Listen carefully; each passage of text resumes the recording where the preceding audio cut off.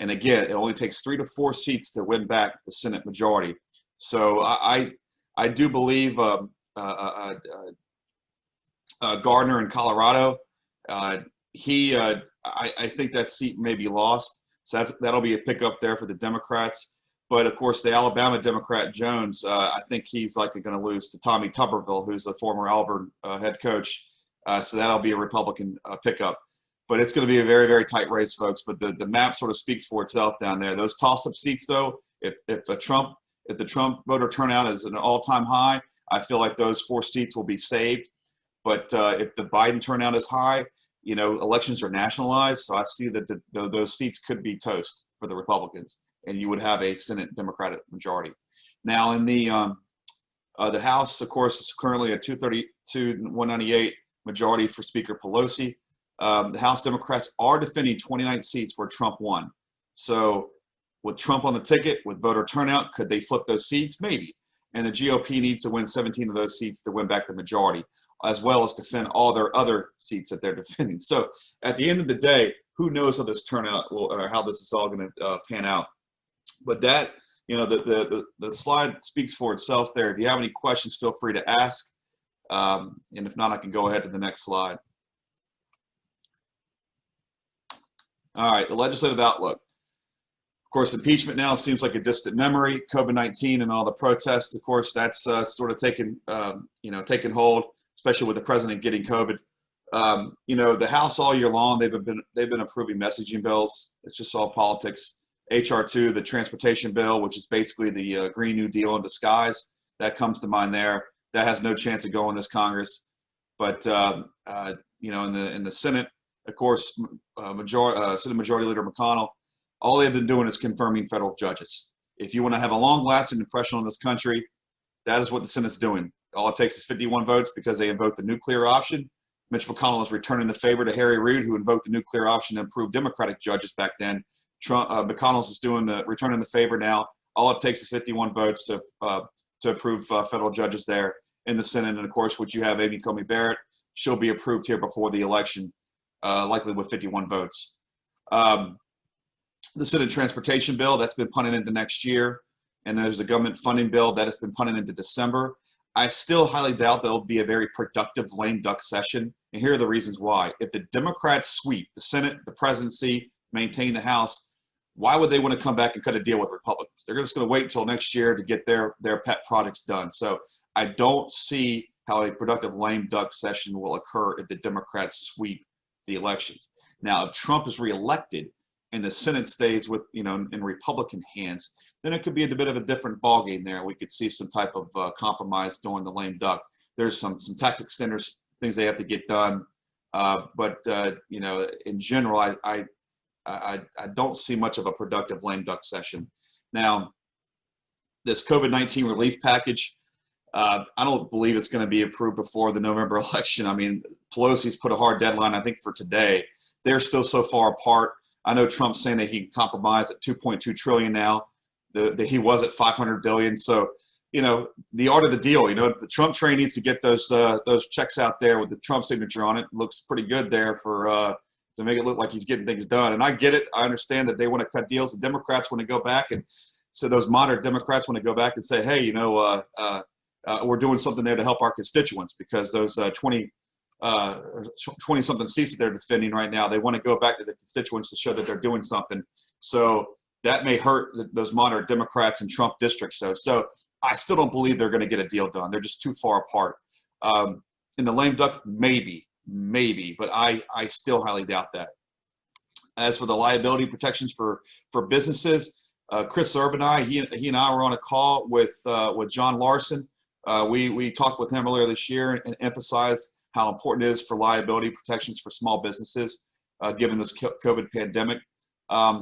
Again, it's still in limbo. That'll be a part of a COVID-19 relief package if they do eventually get something done, maybe in the lame duck, but I'm still, you know, the jury's still out there. But that's really where things stand. Of course, it's all election politics. Will the Democrats get rid of the filibuster next year if they take control of the Senate? Maybe. They could, and that means that they could approve anything with just 51 votes. So that's the standpoint from the outlook there.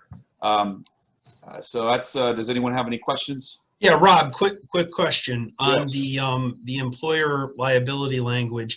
Is that going to be a standalone bill? I thought it was going to be part No, it of won't the be a part. relief. It'll be a COVID-19 relief package. That'll be lumped into a COVID. It will never be a standalone package. And do you see it as something controversial? I mean, at the time, Yeah. it seemed like there was an arm wrestle over that. Oh, it still is. The trial lawyers have they're very powerful in Washington D.C. and you know, the Democrats are very, you know, they, and some Republicans. I mean, you know, the trial lawyers are very, very powerful. If you're a lawyer, you know, you know, they can make the argument there's already liability protections out there. Well, yeah, but COVID-19 is a bit of a different ballgame here, and so you're seeing businesses being sued left and right. Yeah. And that's why we want this liability protection. It's very narrow to COVID-19.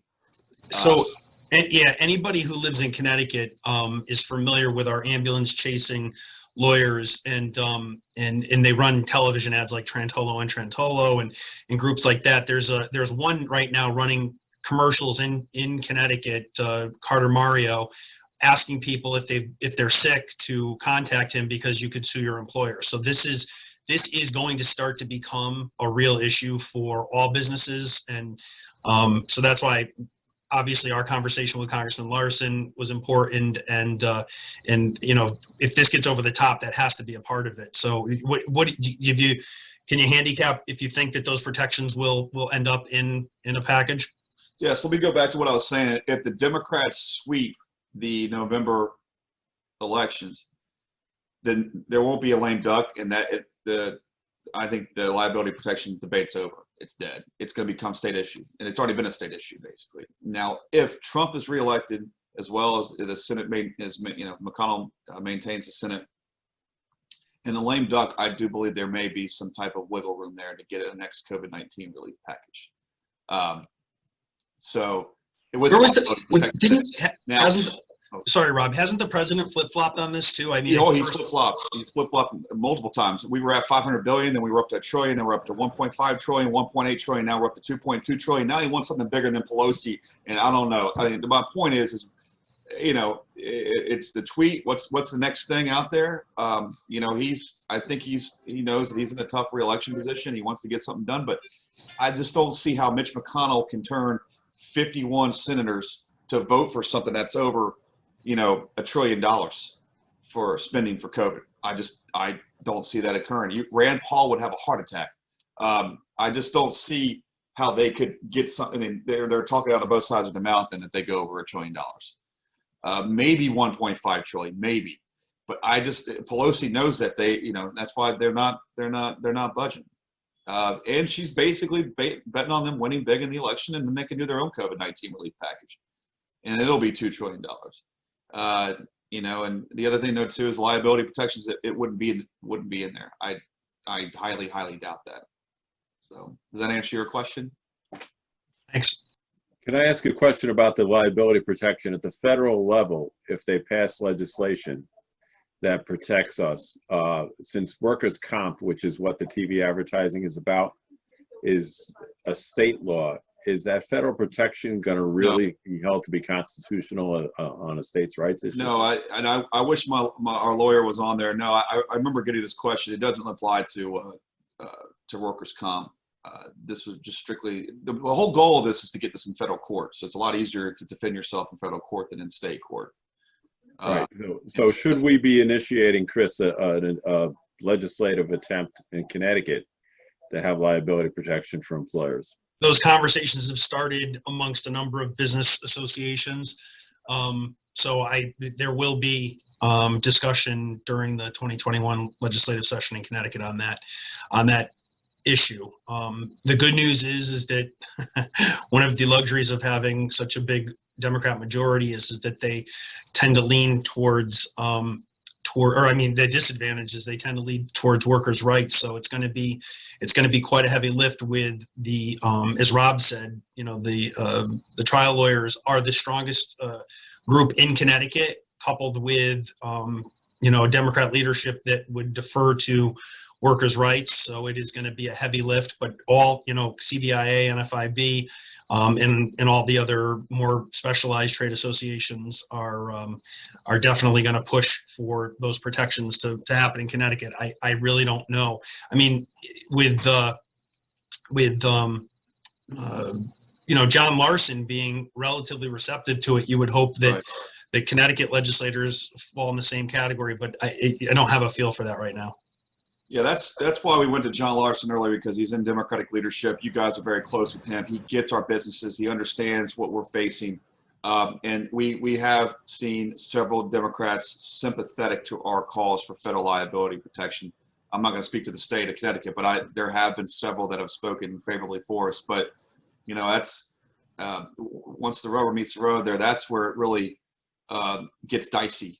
And I still believe that if Trump is reelected and the Senate stays with Republicans, then there could be some type of wiggle room to get liability protection during the lame duck. But if it is a Democratic sweep, I'll repeat that again. If it's a Democratic sweep in November, then there's no shot. And I'm just being direct with you. A lobbyist being direct, I got to be honest with you. It's tough to say those words. But next thing, the surface transportation reauthorization. This is a top issue for EMA, and we've been working with the American Petroleum Institute as well as the AFPM, who represents the refiners. We also have a couple of agricultural groups, the Agricultural Retailers Association and the Farm Bureau, which is huge. The biggest thing, though, is, all vehicle owners should pay their fair share for road maintenance and repair. Unfortunately, EVs are not doing that right now. We're also concerned about utility companies going out and using their ratepayers to expand EV infrastructure, which everybody on this call, if you're a heating oil dealer, you totally understand that perspective. We've been arguing those issues for years. The one thing now in the House Transportation Bill this year, HR 2, as well as in the Senate Transportation Bill, there was a $1 billion alternative energy grant program. And so I do believe if Trump is reelected, there's still going to be a transportation bill next year. And I think this $1 billion alternative energy grant program will survive. It'll be in there. And if, of course, Biden's elected and the Senate flips, there'll be some type of $1 billion alternative energy grant program as well. So what we are asking to show that, hey, look, we'll play ball somewhat. We understand. I mean, EVs are here to stay. They're coming.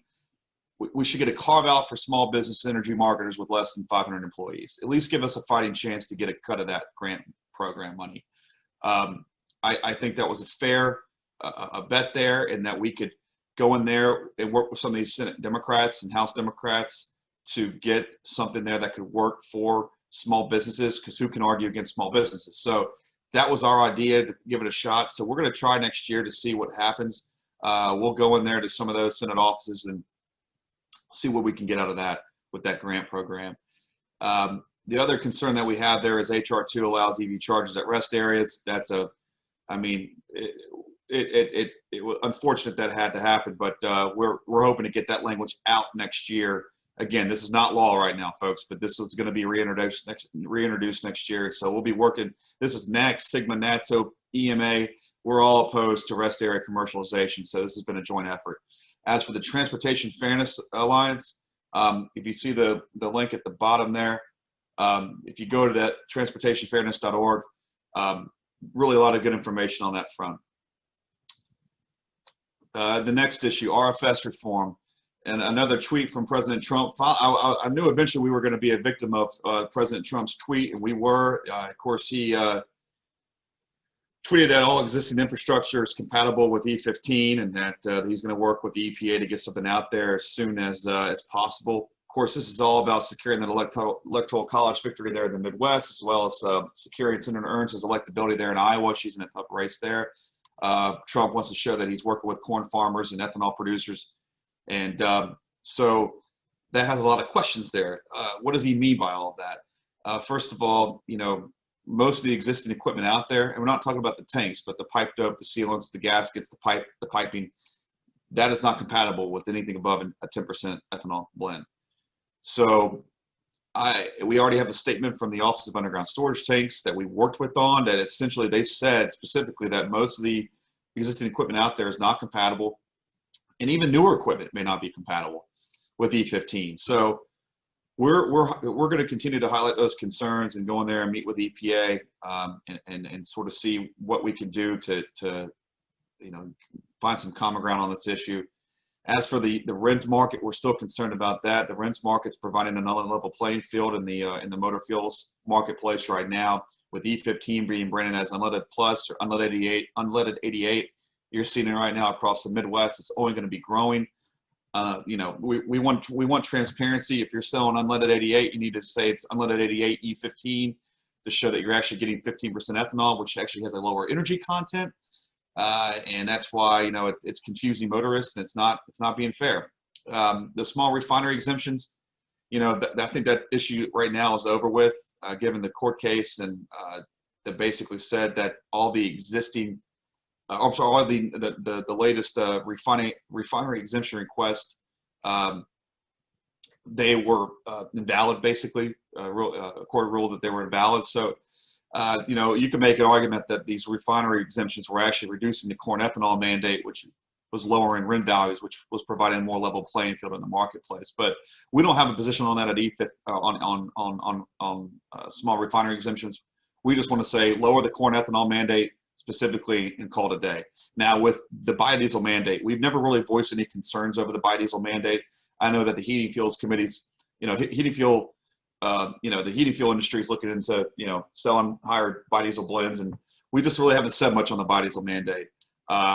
We don't support it, but we don't oppose it. We just haven't said much on what the EPA has proposed. So that's where things stand on the RFS. Does anyone have any questions there? All right. The CDL driver shortage was a huge Before victory. you go on, can I ask one more question? Yeah. Go ahead, Steve. The question is whether or not there's been any discussion from a strategy point of view. I don't know if now's the time, but at some point in the future, we are all battling potential carbon taxes that are going to vary by state. Is there any thought that perhaps a national carbon tax would be a more manageable, more competitive situation for us than what we have right now and fighting it at every state level? So, very good question. Well, one of the things you're probably talking about is TCI, the Transportation Climate Initiative, which Chris Erb and I, we've been on almost weekly calls between all of our states, from Virginia north to Maine. We have major concerns with TCI. If you're not familiar with the Transportation Climate Initiative, they're coming up with essentially model language that states can adopt from Virginia to Maine to implement a hidden carbon tax. And so we're opposed to it. We've always been opposed to any type of carbon tax or low carbon fuel standard. However, to your question about, now is the right time, if there's a President Biden and the Senate flips, we're going to have to go back to the drawing board, our group, and we're going to have to discuss the future of how we want to play this politically. A national carbon tax probably makes the most sense because it's transparent, it's out there. But if you're a lawmaker, why would you want to go with a carbon tax showing it directly to your constituents that you're raising the cost of fuel directly? That's why they go with the low carbon fuel standard. That's what they're doing out there in California. And that is how you're seeing renewable diesel fuel being marketed now among several refineries, including Marathon, Phillips 66, and I guess that sort of goes into the name change of EMA that we, with our members selling renewable diesel fuel and possibly even renewable gasoline in the future. That's the future of our industry to comply with some of these low carbon fuel standards or other climate initiatives. So to answer your question, we don't have an official position just yet on any of this. We're going to have to go back to the drawing board and sort of figure out what we want to do going forward if there's a Democratic administration. Does that make sense? A carbon tax would make the most sense. It would make the most sense. But I would make sure that those EVs, they take the total life cycle greenhouse gas analysis from start to finish. I'm talking about going out there and mining the lithium. If you take that, if you peel everything back, you can make an argument that these newer internal combustion engines are just as clean as EVs from a life cycle greenhouse gas analysis, especially when you do it with renewable diesel fuel. And so these high compression engines that the auto manufacturers are starting to make, this could be a game changer for our industry. Right. Right now, we're not seen as part of a solution. We're just the problem. Right. And fight this at every state level, especially in Connecticut, where they don't do life cycle analysis for ridiculously stupid reasons. You know, it's something that we're only going to be able to fend off for so long, in my opinion. But thanks for the answer. Yeah. And trust me, I had that question at our fall meeting a few weeks ago. And I just told the Heating Fuels Committee, let's just hold tight here. Let's just wait and see how this election moves forward, and then we can go from there. And I skipped a PowerPoint. This is like the most important one. I was scrolling on my mouse there, and I missed it. But this is the reason why we changed our name to the Energy Marketers of America. Liquid fuels are part of the solution when it comes to emission reductions. We oppose policies that promote one technology over the other. Research and funding for reductions in carbon emissions associated with liquid fuels should be treated with the same urgency as electrification, bottom line. So increased investments in advanced and renewable hydrocarbon fuels. I do believe renewable diesel is a game changer for this industry because it's compatible with the existing infrastructure. That is a key thing there. It's different from traditional biodiesel. Now, the Diesel Emissions Reduction Act, we're going to be supporting more funding for that and ensuring that it doesn't just go towards more EVs on the road or EV trucks on the road. Because if you think about it from an EV trailer truck, you're going to have more of those because they weigh more because of the battery. These things weigh a lot. So you're going to have a ton more EV trucks out there to haul more goods and services. It's ridiculous. So why can't you just put, or invest in newer, cleaner, greener, renewable, ultra low sulfur diesel trucks? Why not? It's very simple to do. Lower sulfur content. So that's what we're looking into there. Reauthorization of the National Oil Heat Research Alliance. I'll say a few things about that. I mean, first of all, that's our top PMA or EMA priority. In 2014, we utilized all of our state associations from Georgia, Alabama, Florida, South Carolina, North Carolina, Minnesota, Washington State, Oregon. In order to have national representation for heating oil, you have to go through the Energy Marketers of America. And I'm going to repeat that again one more time because I had to spend so much time on this with my Southern lawmakers who say, why would I want to support NORA when it's only going to help these, no offense, but liberal lawmakers up here in the Northeast? You have to have a state association executive down there in Atlanta, Georgia, say, you know what, if heating oil was sold in the state of Georgia, then they would be a marketer of the Georgia Oilmen's Association. That is how important being a part of our association is, folks, to get NORA done. And I can't stress upon that and how much time and effort it took to get a small little thing like NORA a part of a farm bill package, which was a pretty expensive farm bill. And our little NORA piece was at the last page on the farm bill in 2014. And of course, we got a 10-year reauthorization just recently, a couple years ago. So that is how important NORA is for us. I can tell you in Mississippi, we had to work the Mississippi senator because he was arguing for more money for his catfish program. And so we had to have our Mississippi marketers go down there and talk to them and say, hey, if oil heat was sold down here, they would be members of our organization. So again, we're going to continue to push for a permanent reauthorization of this, and we'll have more details later. As for the utilities and non-utilities, we want to make sure that everyone's on a level playing field. That grant program right now that's been introduced, utilities could double dip. They could take the grant funding and then, of course, use their ratepayers to go out and expand EV infrastructure. That is ridiculous. We're going to be fighting that. We're highlighting that on Capitol Hill. That's a top priority for us to continue to oppose any type of unfair, unlevel playing field when it comes to EV infrastructure expansion. And then finally, that grant program, I just talked about that earlier, for 500 employees or less to allow us to at least give these small businesses a chance to get some of that grant funds. All right. I already talked about RFS. Oh, yeah. So we're about the CDL driver shortage. Huge victory for EMA. This has been, Mark Morgan's been arguing for this for years, our regulatory counsel. But it expands the short haul exception from 100 air miles to 150 air miles. It allows you to be on the road for a few more hours, from 12 to 14 hours. And then it expands the maximum daily 11-hour driving window for drivers by 2 hours during adverse weather conditions. So that's another added benefit there. That rule was effective September 29th. And then on placarding, Chris, I got a question for you. Is that a big deal in the state of Connecticut right now, the placarding issue? Yeah, DMV has not enforced like some of the other states in the area on that issue, so it really has not come up as something that we're hearing a lot about. I know that is troublesome in other states, but it has not in Connecticut.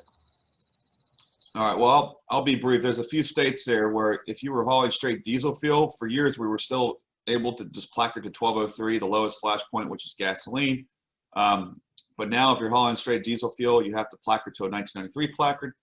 It doesn't really make any sense because if you're hauling up to an E10 blend with diesel fuel, you can placard to 1203. But again, if you're hauling diesel fuel directly, it's 1993. Why do we need to reinvent the wheel? Let's just keep it at 1203 because they fight fires all in the same manner there. Diesel fuel fire versus up to an E10 blend fire, which that's predominantly what the gasoline's being sold in the marketplace. So we have met with the Pipeline Hazardous Materials Safety Administrator multiple times on this issue. We've done a survey. We're actually working on to get several of the marketers in Minnesota who are being enforced, or this rule is being enforced on them. We're getting special exemptions for them currently right now. We're hoping to get a permanent fix to this, hopefully by the end of this year. But that's really what we're doing on that front. It's been a pain in the butt, to be honest with you. You know, agencies work at glacial speed, as we all know. So that's just something there that we're still continuing to fight. But thank God they're not enforcing it in Connecticut, and it's probably because your enforcement agency has a head and understands that this doesn't make any sense. So, you know, it is what it is, folks. All right, guys. You know, I did this position limits rule thing this morning, and I'm sitting here looking at it, and it's like, oh my God, there's so much information, but there's really not that much there to it. Other than that, here's the key thing: the position limits rule was finalized last Friday or last Thursday. This is something that has been in the works for almost 10 years. Courts have struck down 2 of the final position limits rules during the Obama administration. Now the Trump administration finally wrote one that has been finalized, and they don't believe it's going to be challenged because you know why? Because it doesn't really do much. It applies to 25 physically settled and linked cash settled futures contracts, of course, economically equivalent swaps as well. But it only applies to our industry in the spot month. Okay, so you know the WTI contract, the ULSD contract, as well as the RBOB gasoline contract. It'll apply to those.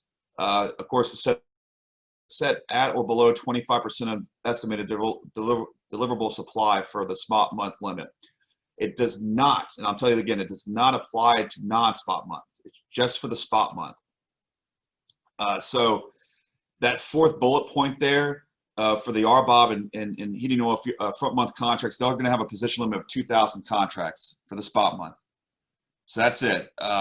For the WTI contract, they're going to have sort of a step down limit. So I'm not going to read that all out, but basically they have a step down limit there for how the WTI contract is traded.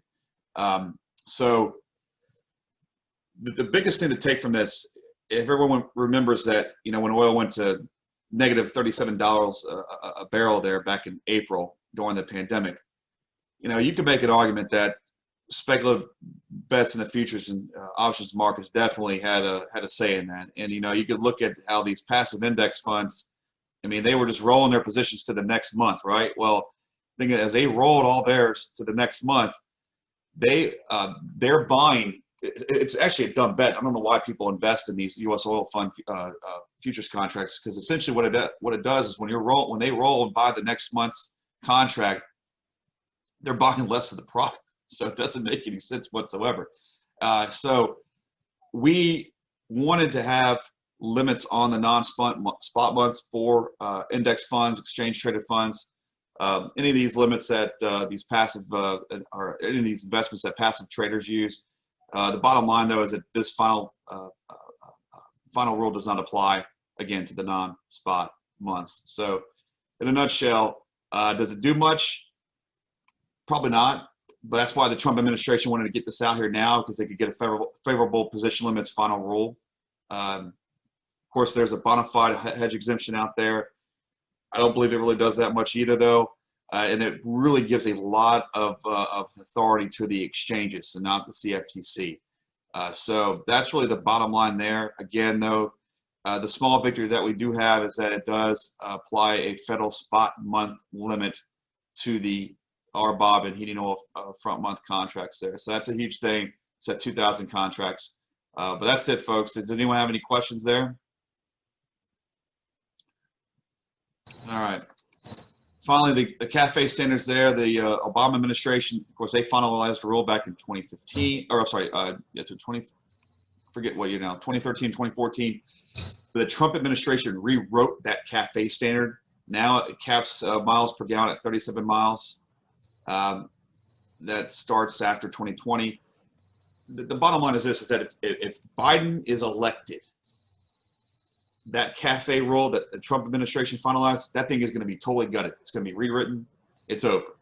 The California standard for, the Clean Air Act waiver that they received from the EPA, essentially to set their own limits, that was revoked by the Trump administration. I think that is gone if Biden is elected. So if Trump is reelected, I think that rule will stand. It will be challenged. It will be challenged in the courts. It's already being challenged in the courts. It's going to go up to the Supreme Court, but I do believe that if Trump is reelected, this CAFE standard will stand.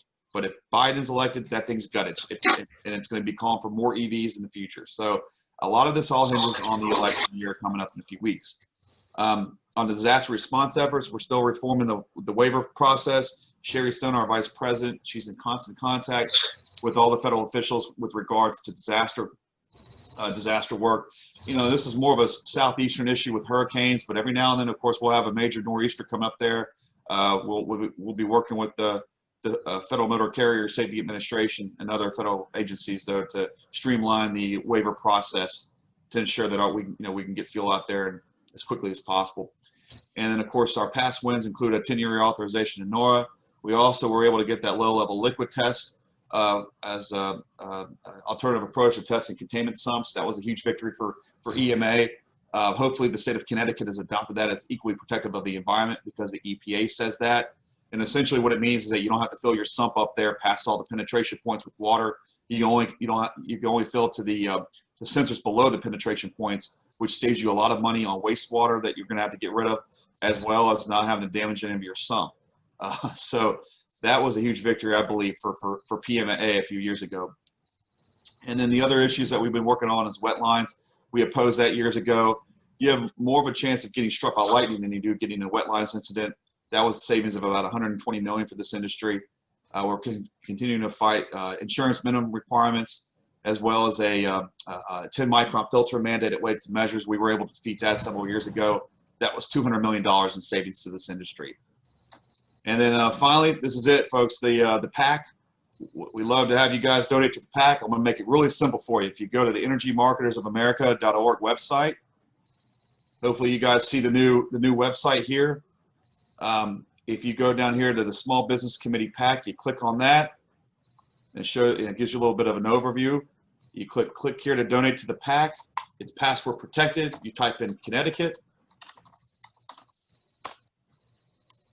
And there you go. You put on your information there, and it'll take you to a secure website to put your credit card information, and it's easy to do to meet your PAC goal. And Chris, I hope that the state of Connecticut can meet your PAC goal this year. It's very simple to do. You'll get the credit if you sign up to this and use your credit card to contribute to our PAC. Again, personal funds only, folks. Personal funds only, no corporate. That's it.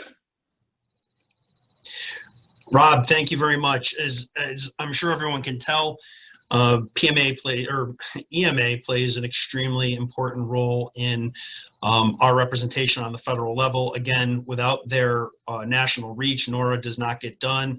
And when heating oil issues arise, there are parts of the country that don't know what it is, don't know how to pronounce it, and EMA is there to make sure that the people in the other parts of the country, when we need their support, they step up to the bat to defend what is a very obviously regional fuel. In addition, Connecticut's motor fuels members own, operate, and distribute gasoline to about 1,000 stations in Connecticut. And as you can tell, EMA is there at every level of the gasoline industry to fight for our best interests. So Rob, we really appreciate everything that you do, what your team does, and we thank you for being here today. So I would say, Gary, if there's any questions for Rob, this is a good time for anyone to ask. If not, we can continue with the agenda.